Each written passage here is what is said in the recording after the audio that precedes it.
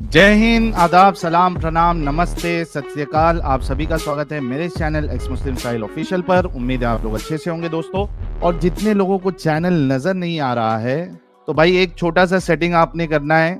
आप अगर मोबाइल पे है तो अपने आइकन पे क्लिक करें, सेटिंग पे क्लिक कर ले, जनरल सेटिंग में जाएं, थोड़ा सा नीचे आए, लोकेशन इंडिया दिखा रहा होगा, उसको चेंज कर कर कोई भी आपका पसंदीदा लोकेशन हो वो आप सिलेक्ट कर ले। एक जादू होगा कि आपको हमारा चैनल नजर आना शुरू हो जाएगा। एक्स मुस्लिम नसरुद्दीन साहब। हेलो। सर मोमिन थे पहले आप? जी हाँ। अच्छा, पक्के वाले थे क्या कच्चे वाले थे? हाफिज कुरान लिखता हूँ। हाफिज कुरान? जी। अरे वाह, माशाओ माशाओ माशाओ, यार वाह दिल वाह को वाह, छू क्या गया बात है। यार, बड़े जमाने बाद कोई जबरदस्त तरीके का एक्स मुस्लिम आया है। जी जी बिल्कुल। वाह वाह भाई, क्या बात है। हाफिज कुरान भी अब अ, इस्लाम को तर्क करने लगे हैं। बहुत खूब, बहुत खूब। इतनी डीपली नॉलेज नहीं है कि जो इस्लाम को तर्क कर सकूं, बस ये है कि कुछ बातें मुझे बुरी लगी तो इसलिए मैंने छोड़ दिया है। सिर्फ मैंने हिफ्स हम्म किया था कुरान का, जिसे हदीसों का मुताला वगैरह नहीं किया है। सिर्फ हिफ्स हम्म। किया था, तो उसी में ही मैं किरत के जब मेरा दूसरा साल चल रहा था तभी छोड़ छाड़ के मैं अपने शहर से बड़ा शहर भाग गया था। मैं यहाँ खोलना नहीं चाहूंगा मैं कहाँ से हूँ और कहाँ आ गया जी जी, हूँ अभी कोई मुश्किल। फिलहाल। हम्म। जी जी। कोई क्योंकि मुश्किल नहीं, मेरी तो क्या गलत लगा आपको, क्या हुआ था? मेजर पॉइंट वो इस्लाम की कट्टरता को लेके वही जबरदस्ती बच्चों को बच्चा माँ बापों की गलती है। पहले तो मेरे माँ बापों की गलती रही कि मुझसे पूछा नहीं भाई तू क्या करना चाहता है। मैंने कहा कि मैं हिंदी पढ़ना चाहता हूँ, भाई मुझे हिंदी पढ़ा लो, हिंदी पढ़ा लो। हम्म नहीं, अपने सर के ताज के चक्कर में मुझे कहना तू तो हाफिज बना। हम्म अपने सर के ताज के चक्कर में मेरी गुंडी की कुटाई कराई मदरसे में। मैं मदरसे में रहा हम्म 6 साल, हम्म। वहीं रह के मैंने पढ़ाई की है 6 साल। मैं मदरसे में रहा, हाफिज हुआ नहीं रहा। तो ओके। कुछ तो वहां मेरे पर जब मैं किरात के दूसरा साल में था, पिटाई तो होती रहती थी, वहां बर्दाश्त करते रहे करते। तो फिल्म में देखने का शौक हो गया था, तो मैं एक दफा मदरसे से ही फिल्म देखने चला गया। तो उस कांडे मौलवी ने मुझे नई सिनेमा हॉल में पकड़ लिया और वो लेके मदरसे में आकर मुझे इतना मारा, उसने इतना मारा कि एक लकड़ी थी, उसके अंदर जो लकड़ी के अंदर एक कील लगी हुई थी, वो कील पे जंग वंग लग जाए। तो जब लकड़ी मारी तो मेरी वो राइट हैंड की फर्स्ट फिंगर पे लग गई। कौन मारा और वो था ये? आज मदरसे में? मौलवी मारा मुझे, मदरसे में अच्छा, मौलवी, जिसे वो जो मुझे पकड़ लिया था सिनेमा हॉल में। हम्म। तो उसने वो मेरी राइट हैंड की फर्स्ट फिंगर में लग गई। तो उसके बाद में मेरे कोई खून वो निकलने लगा रात का टाइम तक। जरा पता चल भी गया था उसके चोट लग गई, इसके ज्यादा खून निकलने लगा, उंगली फट गई है। तो हम्म उसने फिर भी मेरी कोई खैर खबर न ली कि ये बंदा क्या है किस हाल में, और सबसे भी मना कर दिया कि इसकी खैर खबर मत लेना कि ये मरा है जी है जो भी। तो वो और लड़कों ने भी डर के मारे, मेरी कोई खैर खबर न ली। हम्म तो अब वो उसके 8 10 दिन 15 दिन 20 दिन वो चोट ठीक नहीं हो रही थी साइड में। हम्म लगभग 15 दिन हो गए थे। तो मेरा दोस्त था मेरे साथ में ही रहता था, वो उसने कार साहब से बोला कि कार साहब इसकी उंगली ये जो ठीक नहीं हो रही और इसमें जख्म जो और पक गया है अंदर से। हम्म तो उस कारी ने बोला क्या बोलते हैं कि चलो डॉक्टर के पास लेके जाओ। जब डॉक्टर के पास गए तो डॉक्टर ने जब देखा तो उसने बोला कि इसमें तो टेटनस बन गया, जो सेप्सिस अच्छा, बन जाता है इन्फेक्शन? ना, इन्फेक्शन हो गया। हम्म हमारा आम गाँव की भाषा में टेटनस बोलते हैं उसे, ऐसे ही हम्म जो भी है। तो फिर हाँ क्या बोलते हैं, हमारे अम्मी पापा ने खबर न ली हमारी कि क्या हुआ क्या हमारे बच्चे को। बस इतना पता था कि मारा बहुत है। हम्म। हमारे पापा ने भी बोल दिया कि ऐसे ही समय लगा, पिटने दो। ओ। अब हम्म जब हाँ, तो जब वो डॉक्टर ने बोला कि भाई ये तो अब हड्डी हड्डी पे लग गई थी अंदर वो कील, तो हड्डी तक हम्म हो गया था वो। तो डॉक्टर ने बोला कि ये उंगली अभी कटवा दो वरना फिर पूरा हाथ हो जाएगा तो फिर हार्ट का खतरा हो जाएगा। तो हम्म। अभी भी मेरे राइट हैंड की फर्स्ट फिंगर गायब है। हाँ। उससे पहले मैं दिल्ली भाजी आया था, 1.5 साल तक घर वालों को कोई पता नहीं कहाँ है क्या है, हमारा बच्चा जिंदा है मर गया। यही अपना छोटा मोटा राजनीति के साथ काम कर लिया, या मशीन का ठंडा पानी बेच लिया, ये वो इस तरह का काम करने लगा। तो मैं हमें क्या 1.5 साल के बाद में मुझे हमारे घर में जो दूध देना आता था उसने देख लिया है, वो पकड़ के मुझे घर ले गई। हम्म। तो फिर हमारे माँ बाप ने पूछा भाई क्या करना है, मैंने कि बस पढ़ना ही नहीं है, बाकी सब कुछ करना है। तो ठीक है मत पढ़ो मगर घर रहो, भाग के मत जाओ कहीं भी। तो मैंने कि ना अब तो घर तो रहना ही ना है। मैं घर तो पापा ने बोला चलो अच्छा जहाँ भी जा रहे हो जाओ, मगर घर का टच में रहियो, इधर उधर भागे मत फिरना। मैंने कि चलो, मैं इतनी बात बोल के फिर आ गया वहां से घर पे। फिर अपना हम्म। मैंने यहाँ कुछ कारोबार खड़ा कर लिया, ये वो इस तरह से। पैसा हाथ में आया, पैसा हाथ में आने के बाद में एंड्रॉइड फोन हाथ में आया। फिर कट्टर था तो मुझे मेरा अंदर खुन्नस तो भरी गई थी, मैं मदरसे में इस्लाम को लेके, मुसलमानों हम्म। को लेके। नमाज वमाज में कुछ नहीं पढ़ते थे, मैंने 3 साल के 2013 से ही नमाज वमाज सब चीज छोड़ दिया था, 2016 आ गई। हम्म। वो घर वालों को दिखाने उखाने के चक्कर में वो पढ़ लिया करता कभी कभार।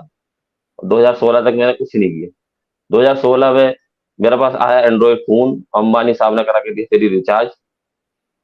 उसके बाद में यूट्यूब वगैरह पे जब वीडियो देखी, साइंस की थ्योरी वगैरह, कभी दुनिया कैसे बनी, साइंस के हिसाब से इंसान कैसे वजूद में आया, तो मैंने कि ये तो साला वैसे तो कट्टर तो है इनकी बातें भी ढोंगी है सारी। वहां जाके मुझे मोबाइल ने और मेरे इंटरनेट ने बताया कि ये तो सभी झूठ है एकदम से, वैसे तो ये हम्म। कट्टर है ही है, तो झूठे भी हैं साले। हाँ। तो तभी से मैंने छोड़ दिया था। फिर क्या बोलते हैं, किसी ने दुबई में मेरा दोस्त रहता है, उसने इनका जफर भाई का चैनल का लिंक भेजा कि ले तेरा काम की चीज है। वो जानता है कि अजहर जो ये नसरुद्दीन है, ये हाँ। नहीं मानता है, इसने नमाज वमाज छोड़ दिया है। वो मेरे बारे में जानता है, और किसी को मेरे बारे में पता नहीं, वो मेरा दोस्त है, मेरे बारे में उसे भी आज भी पता है, पहले से ही पता है हम्म। कि ये छोड़ चुका है बहुत पहले से। उसने जफर हटीक भाई का चैनल भेजा, लिंक भेजा, तो वो मैंने देखना शुरू किया। तब तो फिर ओवर पक्का सच्चा वाला जो वो होता है ना, एक्स मुस्लिम, हाँ, यकीन हो गया कि ये गलत है। यकीन हो गया कि हाँ ये साले बिल्कुल ही झूठे कट्टर वाले। हम्म। तो यही मेरी जर्नी रही है छोड़ने की, इस्लाम को छोड़ने की। नसरुद्दीन भाई, सबसे पहली बात तो आपने जो बताया बहुत अफसोस हुआ सुन के कि जी, इस तरीके से एक तो जबरदस्ती रोना आपको आ जाता डाला है साहिल में, मुझे मदर। रोना आ जाता है कि मैं, हाँ आपको आपको पता है कि एक हाथ के लिए 5 उंगली बन की मुट्ठी बनती है, मेरी एक कम हो तो मैं अपना आपको देख के मुझे रोना आता है बहुत ज्यादा। उस मौलवी हाँ आज भी भाई, वो जिंदा सारा मर भी ना रहा आपकी बात बिल्कुल सही है भाई, हम समझ सकते हैं। और उसका अंदाजा इसी से लगाया जा सकता है कि अगर हमें एक हाथ एक उंगली में तकलीफ हो, है। ठीक है, और वो अगर काम ना करे तो कितनी मुश्किल होती है बाकी चीजें करने के लिए उस हाथ से। तो वी कैन जी अंडरस्टैंड दैट ना, हम आपकी उस फीलिंग को मैं समझ सकता हूँ, बल्कि जितने लोग देख रहे हैं हर कोई समझ सकता है।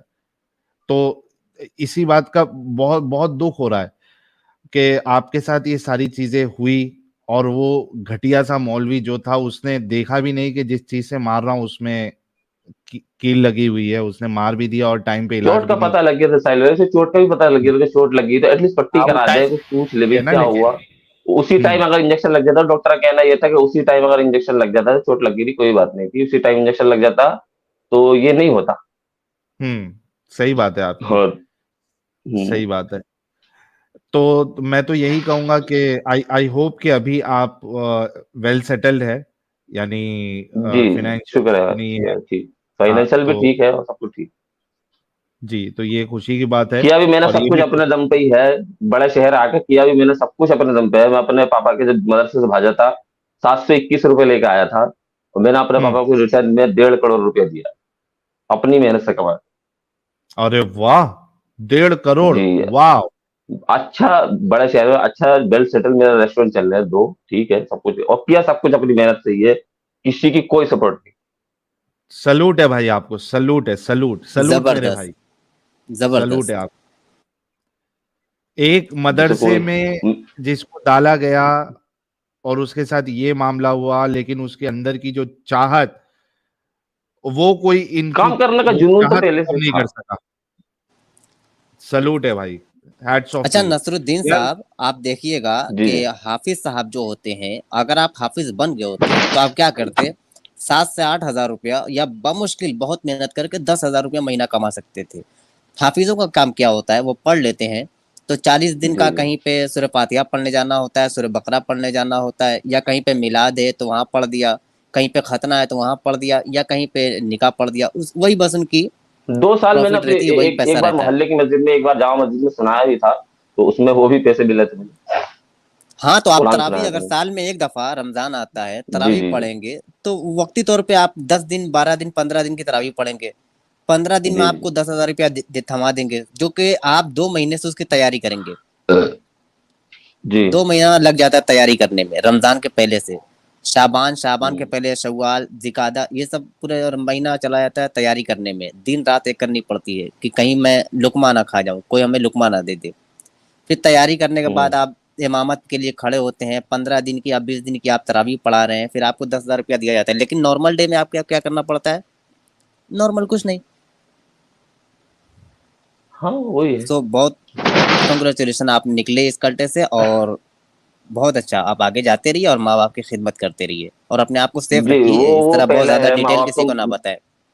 जी, जी, मैं वो उस चीज़ के लिए मेरी ज़फ़र भाई से बात भी हुई थी, तो वो कहते हैं ज़्यादा डिटेल में शेयर करा करो, सुनता रहा करो, सबको नॉलेज मिलती है, सबको सुना करो।